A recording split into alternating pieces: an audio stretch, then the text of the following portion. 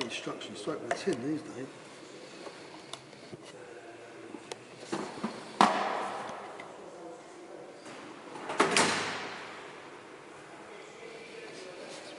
Fucking darkness to me.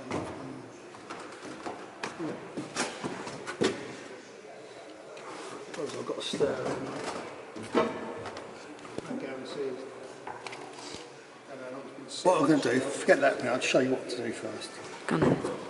You don't need a lot. Always brush with the grain, okay? And fairly quick, so you don't, if you take too long and it soaks in, then basically you're second coating it in places, yeah? Which means some are going to get more than others. So the idea is while it's all wet, you want to get it covered, okay? The edges will just carefully go like that after, okay? But do you understand what I'm saying about double coating it? That's what you don't want to do. Don't go over the same place twice. Well, you will, but if you keep it wet, then you're fine. But if you go with the grain, if you do get any streaks, at least it will look like the grain.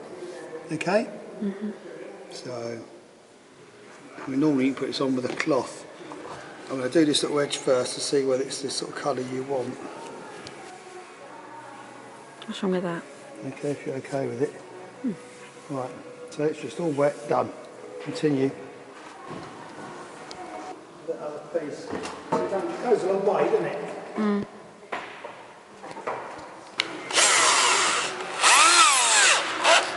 Right. You want me to do this, yeah? Yeah. Okay.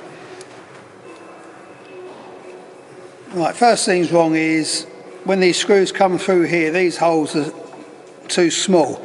So this screw is biting in this wood before it gets into the top. The idea is these holes should be bigger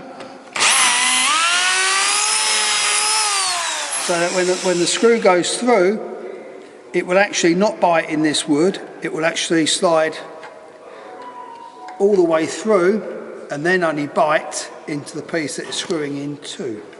So we're going to make all these holes slightly bigger.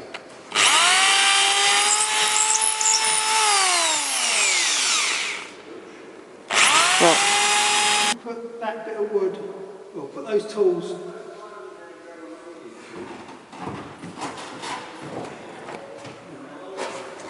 So we just want to go through the rough bits with a 120 grit paper just to take off the actual rough edges. So like here we can see there's a bit of a notch, some damage in the wood. You want to just round that off. We don't particularly want to fill this table, but we just want to take off the rough edges. Put a little bit of filler in here just to hide the holes where we've had to put some screws in, and then we'll go over the whole table with a 240 grit paper.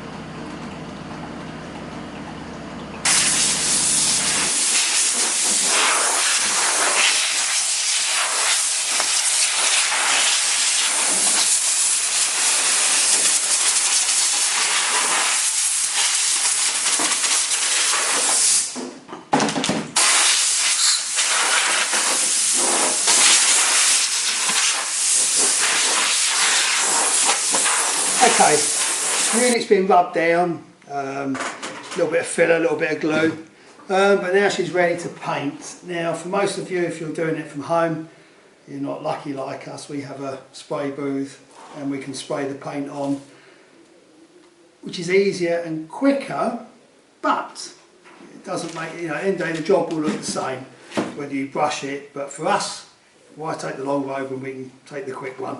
So so now this is ready for spraying, and we'll have a look when it's finished.